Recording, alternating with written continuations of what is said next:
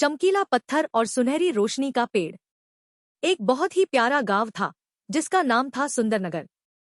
सुंदरनगर सचमुच बहुत सुंदर था क्योंकि वहां हर तरफ हरे भरे पेड़ थे, रंग बिरंगे फूल थे और एक छोटी सी नदी कलकल करती बहती थी। इस गांव में रोहन नाम का एक लड़का और प्रिया नाम की एक लड़की रहते थे। रोहन थोड़ा शरारती और बहुत बहादुर था, जबकि प्रिया शांत, समझदार और चीजों को गौर से देखती थी।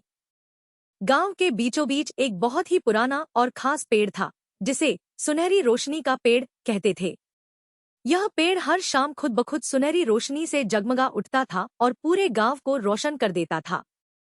इस पेड़ की रोशनी से गांव में खुशियां और रौनक बनी रहती थी। साल में एक बार इसी पेड़ के नीचे खुशियों का मेला लगता था, जिसमें पूरे गांव के लोग नाचते गाते और खूब मजे करते थे। बच्चे उस मेले का बेसब्री से इंतजार करते थे। इस साल भी मेले की तैयारियां चल रही थी और बच्चों में बहुत उत्साह था।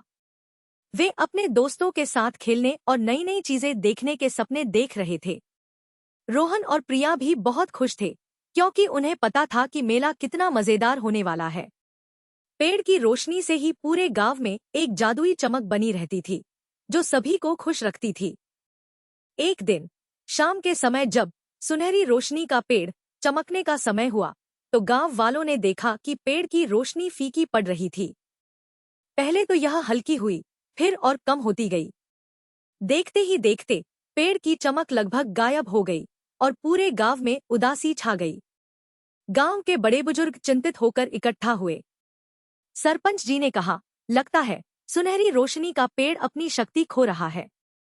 हमारे पुरखों ने बताया था कि इस पेड़ की चमक एक चमकीला पत्थर से आती है जो पेड़ की जड़ों में कहीं छिपा हुआ है।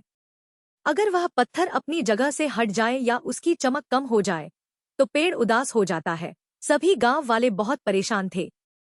अगर पेड़ नहीं चमका तो खुशियों का मेला कैसे होगा? एक बुजुर्ग ने उदास होकर कहा। बच्चों के चेहरे भी लटक गए थे।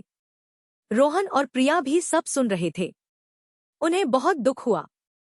प्रिया ने कहा, रोहन, हमें कुछ करना होगा। हम अपने मेले को ऐसे खत्म होते नहीं देख सकते। रोहन ने सिर हिलाया और बोला, हाँ, हम चमकीला पत्थर ढूंढेंगे। उनका मन था कि वे किसी भी तरह गांव की खुशियां वापस ले आएं। रोहन और प्रिया जानते थे कि अगर कोई उनकी मदद कर सकता है तो वह था चिंटू गिलहरी। चिंटू गिलहरी गांव की सबसे पुरानी और सबसे बुद्धिमान गिलहरी थी। वह घने जंगल में एक बड़े ओक के पेड़ पर रहती थी। रोहन और प्रिया अगले दिन सुबह सुबह चिंटू गिलहरी से मिलने निकल पड़े। जंगल का रास्ता बहुत खूबसूरत था, जहां रंगबिरंगी चिड़िया चहचहा रही थी और ताजी हवा चल रही थी। जब वे चिंटू गिलहरी के पेड़ के पास पहुंचे तो उन्होंने चिंटू को पेड़ पर कूदते देखा। प्रिया ने आवाज दी, चिंटू भैया, हमें आपकी मदद चाहिए। चिंटू गिलहरी नीचे उतरी और अपनी छोटी छोटी चमकीली आंखों से उन्हें देखा। रोहन ने सारी बात बताई कि कैसे सुनहरी रोशनी का पेड़ उदास हो गया है और खुशियों का मेला खतरे में है। चिंटू गिलहरी ने ध्यान से सुना और फिर गंभीरता से बोली, बच्चों, तुमने सही सुना। चमकीला पत्थर ही पेड़ की जान है। वह बहुत साल पहले कहीं खो गया था। उसे सिर्फ वही ढूंढ सकता है जिसका दिल सच्चा और इरादे मजबूत हों। लेकिन उसे ढूंढने के लिए तुम्हें कुछ पहेलियां सुलझानी होंगी। क्या तुम तैयार हो? रोहन और प्रिया दोनों ने एक साथ कहा, हाँ, हम तैयार हैं। चिंटू गिलहरी ने अपनी पूंछ हिलाई और मुस्कुराते हुए कहा, ठीक है, तो सुनो पहली पहेली। जहाँ पत्थरों के बीच पानी गाता है गाना, वहाँ मिलेगा तुम्हें पहला रास्ता दिखाना। सोचो, यह जगह कहाँ हो सकती है? रोहन और प्रिया ने कुछ देर सोचा। प्रिया ने कहा, पानी गाना गाता है, इसका मतलब है नदी। और पत्थरों के बीच शायद गूंजती नदी। गूंजती नदी गांव से थोड़ी दूर थी, जहां पानी पत्थरों से टकराकर अजीब सी आवाजें निकालता था, जैसे वह गाना गा रहा हो। रोहन उत्साहित होकर बोला, हाँ, गूंजती नदी ही होगी। चिंटू गिलहरी ने उन्हें शाबाशी दी और कहा, शाबाश, अब बिना देर किए निकल पड़ो। लेकिन याद रखना, रास्ता आसान नहीं होगा। तुम्हें अपनी समझदारी और हिम्मत से काम लेना होगा। रोहन और प्रिया ने चिंटू गिलहरी को धन्यवाद कहा और गूंजती नदी की दिशा में चल पड़े। उनका दिल उत्साह और थोड़ी घबराहट से भरा हुआ था, लेकिन वे जानते थे कि उन्हें यह काम करना ही होगा। रोहन और प्रिया गूंजती नदी की ओर बढ़ चले। रास्ते में उन्हें घने पेड़ों से होकर गुजरना पड़ा। सूरज की किरणें पत्तों के बीच से छनकर नीचे आ रही थी, जिससे जमीन पर रोशनी और परछाइयों का सुंदर खेल चल रहा था। थोड़ी देर चलने के बाद उन्हें नदी की कलकल की आवाज सुनाई देने लगी। जैसे जैसे वे करीब पहुंचे, पत्थरों से टकराकर पानी की आवाज सचमुच किसी गाने जैसी लगने लगी। नदी का पानी बिल्कुल साफ था और वे नीचे चमकते हुए पत्थरों को देख सकते थे। हम सही जगह आ गए हैं, रोहन ने खुशी से कहा। प्रिया ने ध्यान से नदी को देखा। अब हमें क्या ढूंढना है, उसने सोचा।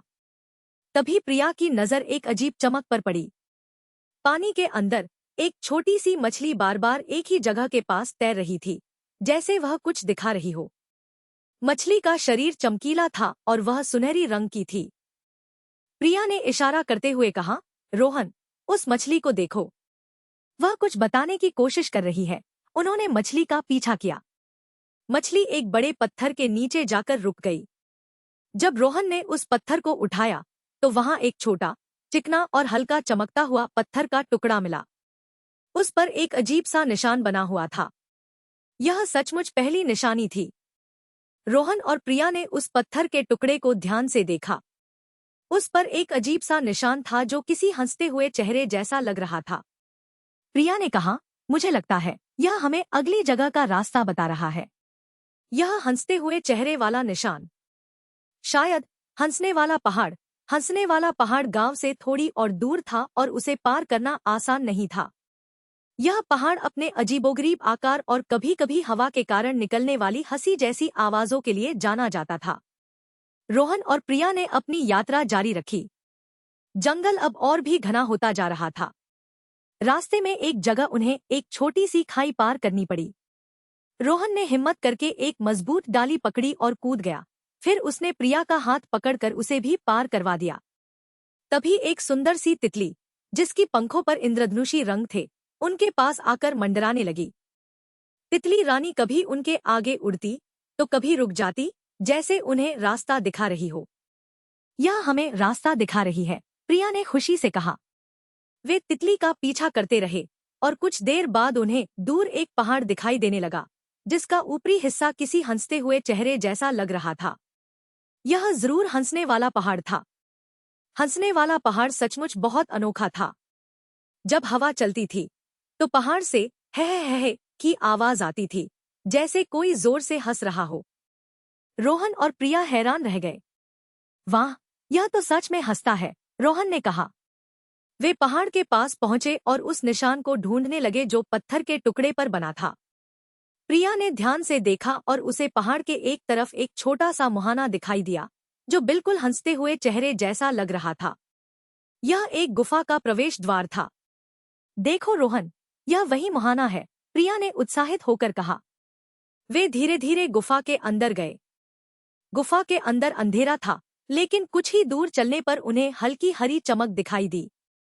यह चमकती हुई काई थी, जो गुफा की दीवारों पर उग रही थी, जिससे अंदर एक जादुई रोशनी फैल रही थी।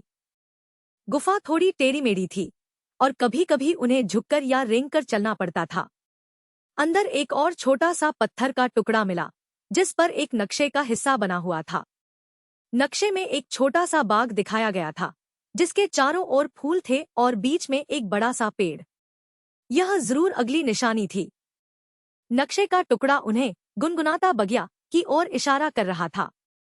यह एक ऐसी जगह थी जिसके बारे में कहानियां थी कि वहां के फूल गीत गाते थे। रोहन और प्रिया गुफा से बाहर निकले और नक्शे में दिखाए गए रास्ते पर चलने लगे।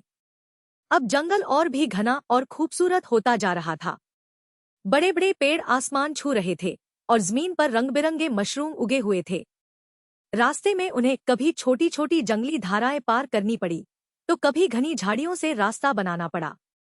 प्रिया को दूर से एक हल्की सी आवाज सुनाई दी, जैसे हजारों छोटी छोटी घंटियां बज रही हों या फूलों से कोई धुन निकल रही हो। रोहन, तुम्हें यह आवाज सुनाई दे रही है, प्रिया ने फुसफुसाते हुए कहा। रोहन ने ध्यान दिया। हाँ, यह तो कोई धुन है। शायद हम सही रास्ते पर हैं। जैसे जैसे वे आगे बढ़े, धुन और तेज होती गई। वह एक मीठी, गुनगुनाती हुई आवाज थी, जो उनके कानों को